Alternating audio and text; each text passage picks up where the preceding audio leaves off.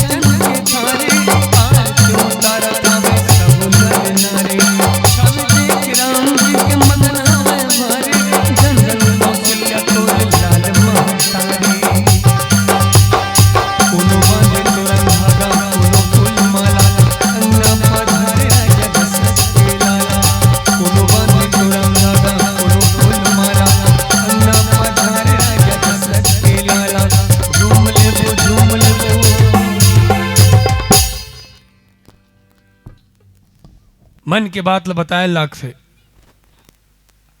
मन के बात ल बताए लाख थे, कबू न कबू कुथरेल में रामायण सुने बर आए लाख थे। और कबू तो बिना कहे ताली बजा दे करो, ताली बजाए गलो जो जाए लाख थे। ताली क्या कर वो बजाते जल्दी बताओ। भगवान बका देख ताली भगवान बनी बजान, ताली हम अपन आप के लिए बजाते। दो प्रकार से ताली बजाते, या तो कलाकार प्रस्तुति देते देकर बर ओकर उत्साह वर्धन करे बर, या तो व्यक्ति स्वयं बर बजाते। और भजन में रामायण में आदमी स्वयं बर बजाना चाहिए।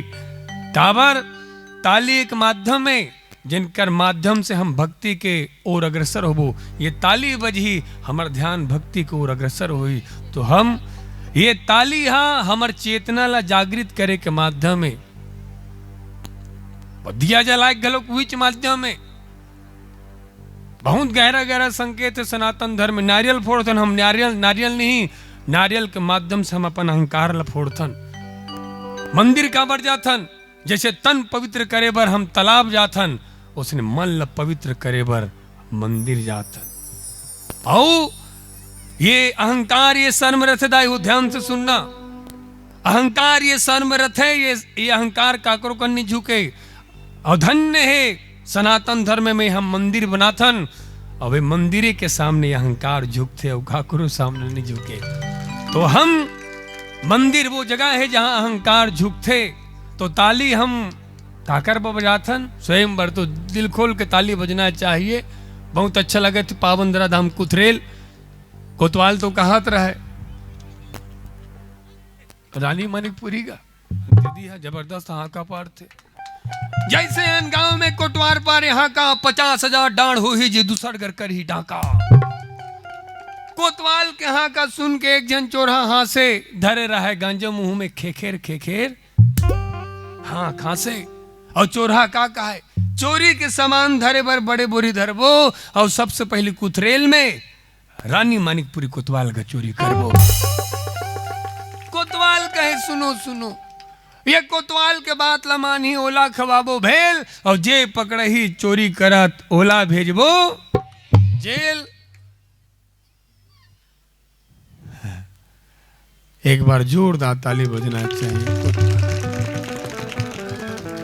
तो